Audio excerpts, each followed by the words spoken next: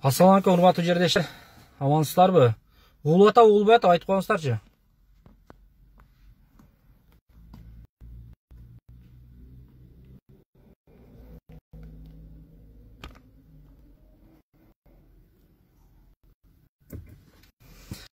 Assalamualaikum урматтуу жердештер. Амансыздарбы? Баарыңыздарга чет жерде убактылуу иштеп жүргөн бир туугандардын атынан чоң салам. Урматтуу жердештер. Facebook баракчасына берген болот. Урматтуу жердештер, бул видео кайрылууну максималдуу түрдө бөлүшүп коюңуздар. Бул видео кайрылуу Кыргыз Республикасынын президентине жана ошондой эле жогорку бийликте отурган бийлик өкүлдөрүнө. Бул эмне себеп менен болгон кайрылуу?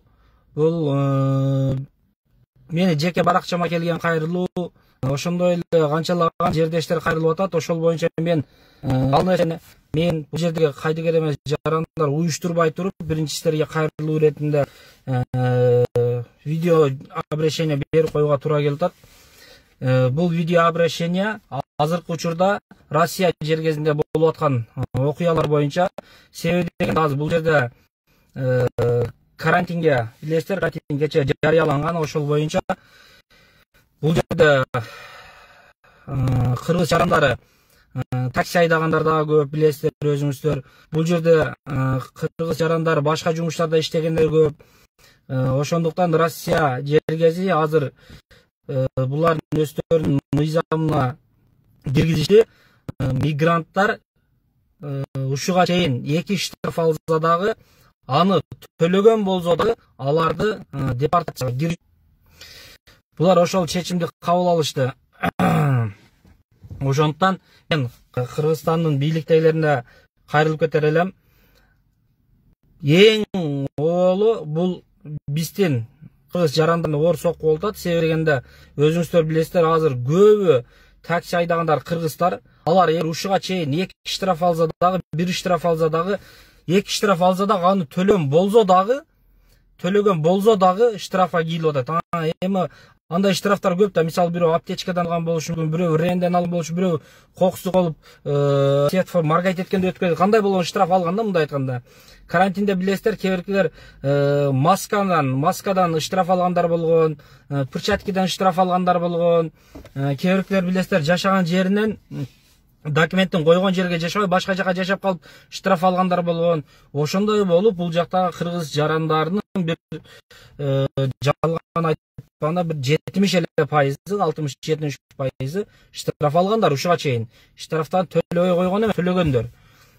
Төлөгөн менен дагы 2 штраф алып депортация деп атат. Эми бул боюнча мен биринчи бийлик өкүлдөрүнө кайрылып кетүүнү туура көрдүм. Себеби дегенде бул боюнча биздин бийлик өкүлдөрү Россия менен сүйлөшүү жүргүзөбү, кандай болуп бул маселени чечпесе эң оолу, билесиздер урматтуу туугандар, бул жерде кыргыз жарандарынын көбү ипотекага үй алгандар көп. Кыргыз жарандарынын көбү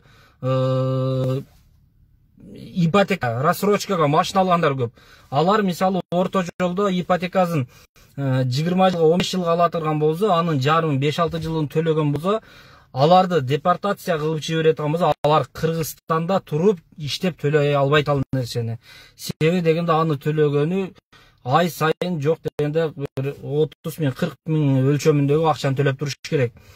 Эгер булар бул жактан кокус депортация болуп барып кала турган болсо, Кыргызстанда эң чоң бир тополоң боло турган нерсе болуп атат. Себеби дегенде өзүңүздөр билесиздер, бул нерсенин алдын албаса болбойт. Кыргызстанга барып 5-6 ай, 2-3 ай ипотекасын төлөбөй кала турган болсо, ал фирмалар үйлөрдү алып коет автоматически. Ал койгондон кийин ал жердештердин 5-6 жылдан бери төлөп жүргөн мээнети күйөт ал жерде.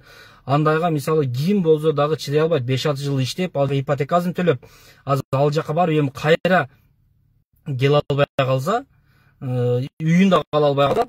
Алар ал жака барганда эми жөнөтүп керек. Бул кыз айтат, давай бизге пускай 40 миң, 50 миңдик айлык жумуш таап бергиле деп башташы мүмкүн. Ал жакта үйлөрү салып кетти деши мүмкүн.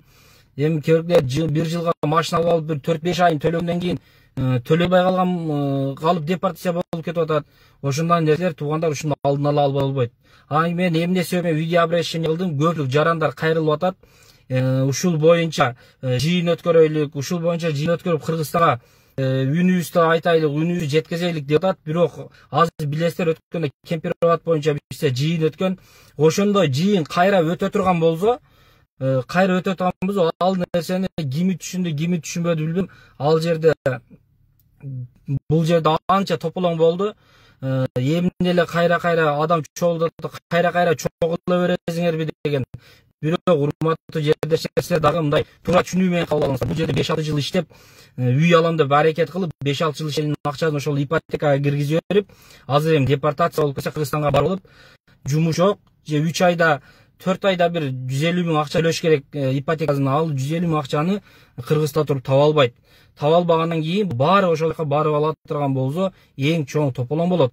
Ушул нерсени мен алдын ала айтып коеюн деп атам. Эгер бул боюнча жок, сен өзүң эле кайрылып атасың десеңиздер, же болбосо бул боюнча эч ким үн катпай эле өзүң эле жана кылып атасың десеңиздер, мен ошол боюнча именно ошол кайрылган жарандар бир жагылабыз. Кааласаңыздар видео обращение кылганыбы же үнүбүздү жеткизүү максатындабы бул жерде жыйын өт. Мен ошого жыйын өткөрдөн алдын ушул нерсени алдын ала алып калуу үчүн, ушул жыйын өткөрбөй туруп, мошуга бир аракет кыларсыздар деген ой максат менен мен видео обращение киргизип атам. Канчалаган жарандар кайрылып атат. Канчалаган жарандар кайрылып ошол жака үнүбүздү жеткизелик деп атат. Канчалаган жарандар кайрылып бул жакта ошондой чогулуштар өтсө, болбосо кол чогултайлык. Кол чогултуп болсо да бийликтегилерге билдириш керек деп атат. Себеби дегенде бийлик өкүлдөрү бул жакта биздин эмне себеп менен буну ара айтышы мүмкүн. Азыр булар өздөрү ипотекага үй алып алса, өздөрү машина алып алгандан кийин эмне себеп менен бийликке жатат деп. Бул биздин жарандарга ипотекага ошол жакта үй алган мүмкүнчүлүгү бар деп, бул сен договорго турган ошол кыргыз бийлиги. Экинчиден, ушул жерде биз машинаны рассрочкага алып айдап жүргөн полный жагынан уруксат алынган ошол Кыргызстан бийликтери. Эгер алар уруксат албаса, элдер 5-6 жыл бери иштеп ипотека алышып ушул жака төгүп жүрө бермек эмес, мындай айтканда. Ошондуктан урматтуу жердештер, бунун баарын туура кабыл алып, туура түшүнүңүздөр. Балким сиз бул жактан рассрочкага машина албай калган болушуңуз мүмкүн. Балким сиз бул жактан ипотекага үй албаган болушуңуз мүмкүн. Ошо кээ бир жарандарыбыз бар, азыр эң апасы болуп атканы көчөдөн токтотуп эле, кече жакында келген эле, мына канча күн болду келгене, бир 2 ай болбогон жарандарыбыз дагы бул жерде болбогон бир штрафтар менен илинип калып, ал штрафтарын төлөсө дагы, анын 2 штраф алса болду, төлөсө дагы, бирок депортацияга деп булар чыгарып атат. Ошондон урматтуу жердештер, буну кайра анан кийин керектелер айтышы мүмкүн. Мен Россиядан чыгат, ачка калбайбыз, башка калбайбыз деши мүмкүн. Мен ачка калбайм, башкалар ачка калбайт. Бирок туугандар, мен бул жерде ипотекам дагы жок, же рассрочкага машина да калбаган мисалы. Бирок ошондой жарандар көп болуп атат. Эми керектелер айтышы мүмкүн, ачка калбайбыз. Ачка калбайбыз, бирок адамдын канча 5-6 жылдан бери ипотекасын төгүп жүргөн менетин дагы эске алыш керек. Андай жарандар өзүңүздөр дагы билсеңиздер керек, Кыргызстанда деле 5-6 жылга ипотека үй алуу акырында бербей койсо эмне тополоңдор болот. Азыр бул жерде Россияда жүргөн именно кыргыз жарандарынын 60% бул жерден же ипотекага үй алган, же болбосо ипотекага машина алган, же болбосо дагы ипотекага бир нерселерди алып, как рассрочка катары алышып, тиричилигин кылып атат. Ошолор азыр оор сокку болуп атат. Экинчиден, жакында эле иштеген келген жарандарыбыз, 1 жыл 5-6 ай болгон жарандарыбыз, алар да көбү ушундай нерсеге кабылып атат. Ошондуктан же биздин бийликтегилер, же элчиликке кайрыласыңарбы, же болбосо өздөрү жогорку деңгээлде сүйлөшөбү, бул нерселердин алдын алыш керек. Жок дегенде хотя бы мейли депорт базарган болсо дагы, штрафтарды төлөбөй койгон адамдар болсо, анда басса бир жөн. Бирок штрафтарын төлөгөн,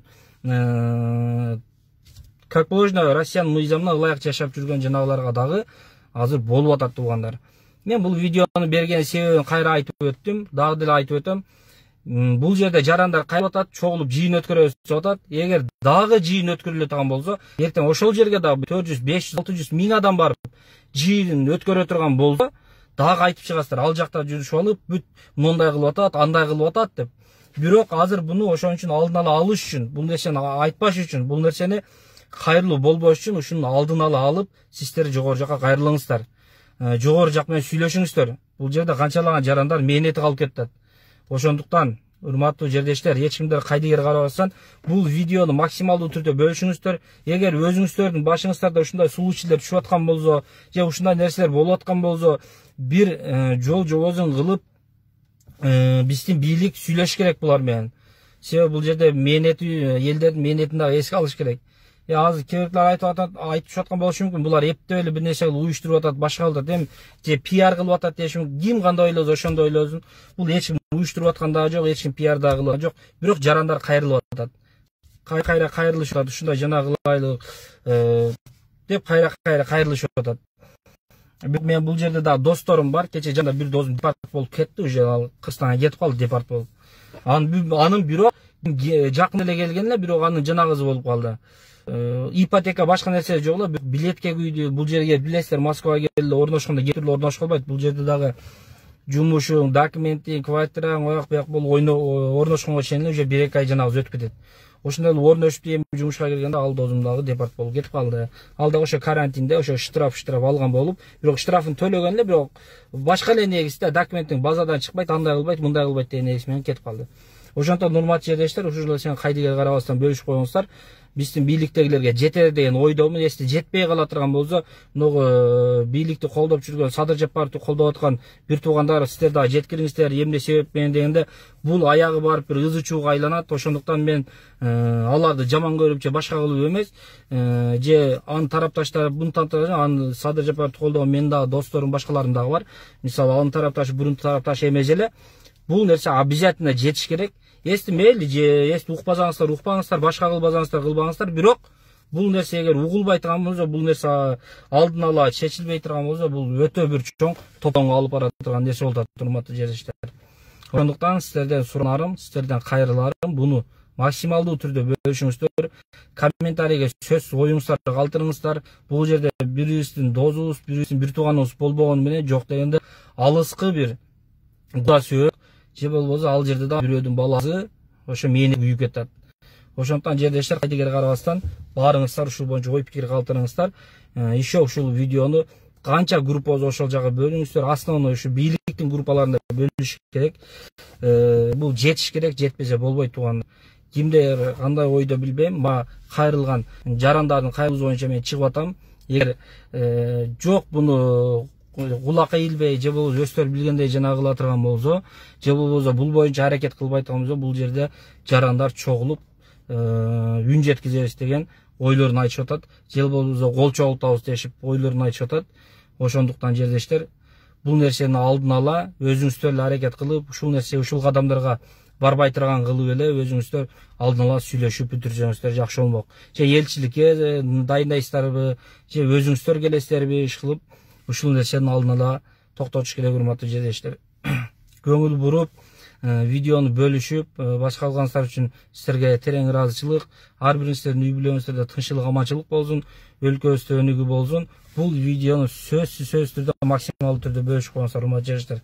Баарыңыздарга ассаламу алейкум.